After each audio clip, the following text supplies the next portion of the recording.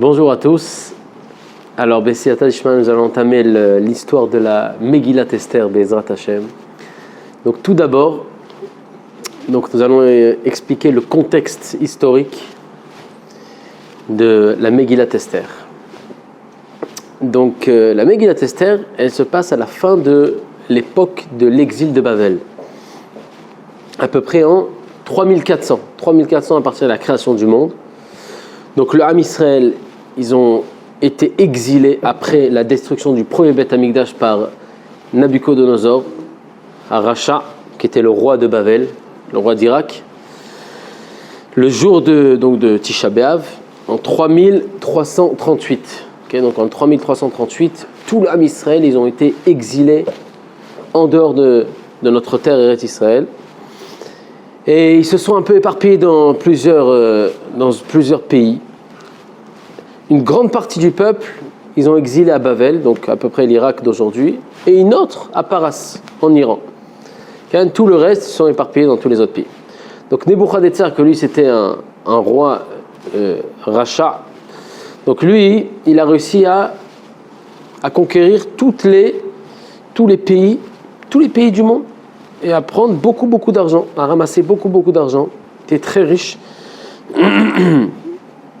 Et comme ça, il a réussi à faire de son pays un empire gigantesque, qui dominait tout le monde entier. Okay. Après qu'il est décédé, son fils Evil Merodach, il a pris la succession, et après, son petit-fils qui était Balshazzar. Okay. Balshazzar, c'est lui qui a pris la succession. On verra que Balshazzar, c'est le papa de Vashti. Et donc, après une certaine période, alors Bavel, ils se sont mis, les autres pays d'à côté, en l'occurrence Paras, l'Iran, ils se sont mis sur Bavel et ils leur ont pris la royauté. Qui se tenait dans le roi de Bavel, il s'appelait Koresh Aparsi. Koresh Aparsi, lui, il a pris la royauté à Bavel. Et il a donné la possibilité au Ham Israël de retourner sur sa terre et de construire le Beth Amikdash. Mais voilà que après une petite période, il a annulé la permission de construire. Pourquoi ? Parce que les Koutim, que eux ils détestaient Israël, alors ils ont réussi à le convaincre de revenir sur ses paroles, et donc il a dû annuler sa permission. Ça, c'est à peu près le contexte où on se trouve. Donc la majorité des Juifs étaient à Bavel, encore une autre partie à Paras. Et donc nous commençons le Perek Aleph. Vayihi bimei Achashverosh, hu Achashverosh. Donc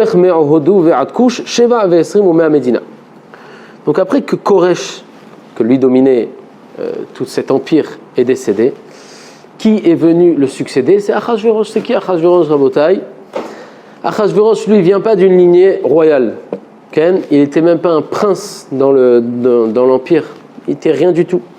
Il gardait les chevaux du roi. Voilà. Il gardait les chevaux de l'empire. Donc rien du tout. Mais on sait très bien à Botaï que c'est Akadosh Baruch Hu qui décide qui va être le roi. C'est pas nous, c'est pas le truc, c'est Akadosh Baruch Hu qui décide. Si lui, on a l'impression que c'est un bon à rien, jamais il va être roi. Et pourtant, oui, c'est lui le roi. Et donc c'est ce qui s'est passé au temps de Bavel, à ce temps-là, au temps de la Megillah, c'est que Akadosh Baruch Hu décide que ça serait Achashverosh, celui qui garde les soucis du roi, que lui va être le roi. Bon. Et donc lui, il a régné sur 127 pays depuis Hodou et Kush. Et les Chamim dans la Gemara, dans Megillah, page 11, ils nous disent comment Achashverosh il est devenu roi. Donc il y en a qui disent qu'il n'y avait personne à part lui qui était Raoui, qui était apte, et donc ils l'ont nommé par l'Eid Brera, comme on dit, il n'y avait pas le choix. Et il y a une autre raison à Botaï qui nous dit qu'il a donné des pots de vin. Et il a donné des pots de vin, et comme ça, il a réussi à être nommé roi. Et le roi Koresh, lui qui avait réussi à enrichir tout cet empire, après que Achashverosh il a découvert tous ces trésors-là, lui-même il est devenu très riche. Et donc après que Koresh, lui, il a réussi, c'est Koresh qui a découvert les trésors de Nebuchadnezzar. Donc il était très riche, et Koresh il est décédé. Achashverosh est venu, il a pris tout l'argent. C'était l'homme le plus riche du monde. Donc hier, il était en train de garder les soucis, Et le lendemain, il se retrouve l'homme le plus riche du monde, et en étant le roi aussi. Bayamim hahem keshevet hamelech Achashverosh al kisei malchuto asher beshushan habira. Donc comme chaque personne riche, comme chaque roi, un roi, il doit avoir son trône, sa chaise. Et donc, il voulait se faire construire une chaise digne d'un roi. Au début, les Chachamim nous disent qu'il a voulu prendre la chaise de Shlomo HaMelech. Mais il a eu peur de s'asseoir. Il a eu peur de s'asseoir sur la chaise de Shlomo HaMelech, donc il a décidé de s'en construire une pour lui. Ok. Et donc, c'est pour cela qu'il a amené de Alexandrie les meilleurs menuisiers du monde afin de le construire sa chaise.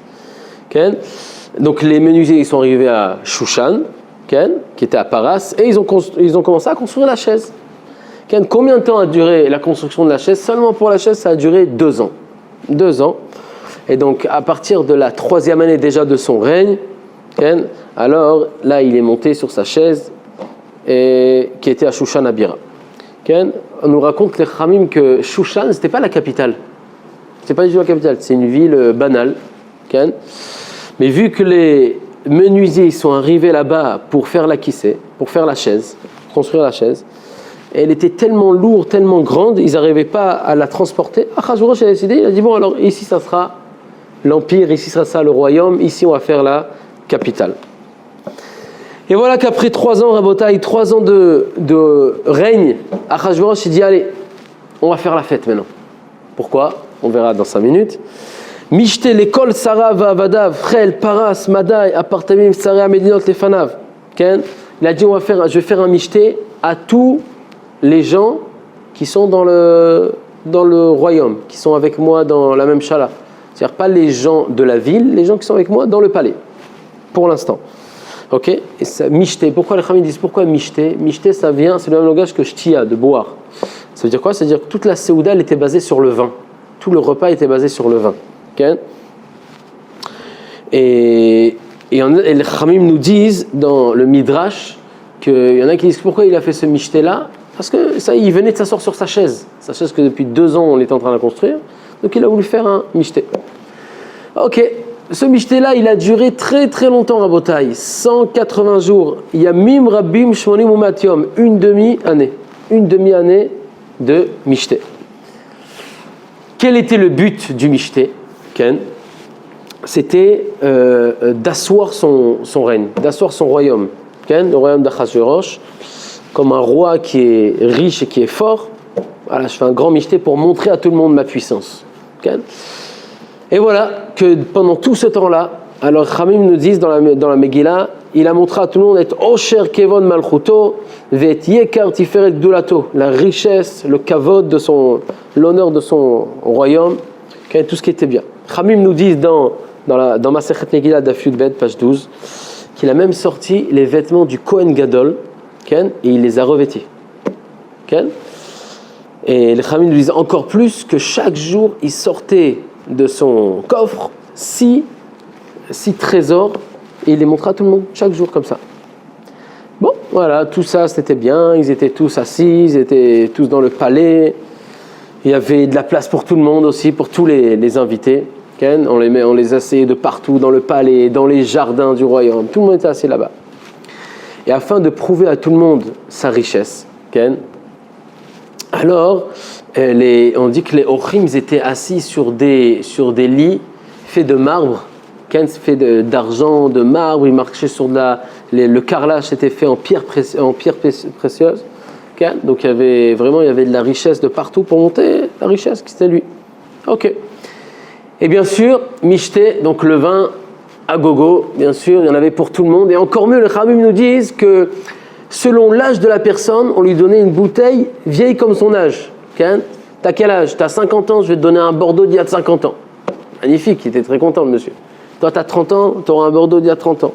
Chachamim nous disent la sod kirtson ish va ish. Ça veut dire, on donnait à chacun ce qu'il voulait. Il n'y avait pas de menu. C'est pas on arrive au mariage, il y a le menu, voilà, ça, on est limité. Non, là, il n'y avait pas de menu. Tu choisissais ton menu et il t'emmenait. La sod kirtson ish va ish. Et même les juifs qui venaient, là, ils avaient le droit à un repas cachère. Ils avaient le droit à un repas cachère. Donc vraiment, il y en avait pour tout le monde. Le but, c'était de venir, et voilà. Même Vashti, les Chachamim nous disent, Vashti Amalka, elle aussi, elle a fait un michté pour les femmes. Dans le palais du roi. À la fin de ces 180 jours, le roi a décidé de faire aussi un michté de 7 jours pour les gens de la ville. Venez vous aussi, on fait la fête. עשה המלך לכל העם הנמצאים בשפן הבירה למגדול ועד קטן משתה 7 ימים בחצר גינת ביתן המלך. Okay? Et là aussi, chacun dans ce michté, il était placé selon son statut. Okay? On a oublié de le préciser avant que dans le michté de 180 jours, chacun avec son statut, il était placé dans le palais. Et là aussi, même pour les gens de la ville, c'était comme ça. Et voilà qu'au 7e jour de ce michté Rabotai, Achashverosh, qui était déjà bien ivre de son vin, alors il s'est tourné vers ses sarissa, vers ses serviteurs, et il leur a demandé d'amener Vashti Amalka, qui viennent avec aussi les gadim, les vêtements de Malchut, kedé leharot ha'amim ve'asarim et Yofia ki tovat Marie, afin de montrer au peuple combien elle est belle.